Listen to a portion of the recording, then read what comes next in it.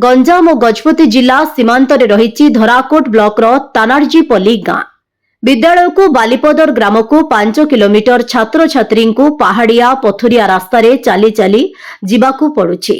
मंगलवार एही रास्तार साइकेल रे विद्यालय को जाउथबा जणे छात्र पड़ी जाई गुरुतर होइछन्ति। तांको ना चिनु मल्लिक, से पंचम श्रेणी रे पढ़ंती। पहाड़िया पथुरिया रास्तार चिनु भारसाम्य हराई पड़ीजिबा परे तांको अंत नली बाहर को बाहरी आसीथिला।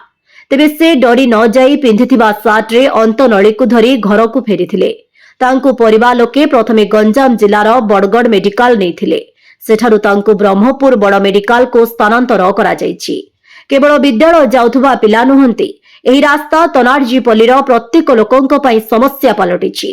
गाँव 60 रु अधिक परिवार बसवास करुथिले मध्य एजाई ग्रामर मौलिक समस्या दूर होई पारिनी। एम्बुलेंस गाँ भितरकू जाई पारुनी। रोगी को 5 किलोमीटर दोलारे बोही नेबाकू पड़ुछि।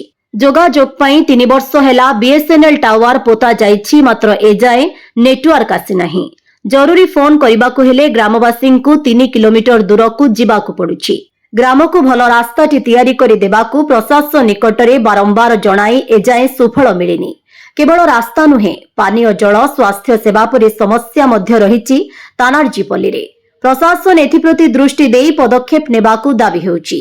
ब्यूरो रिपोर्ट, विकल्प समाचार।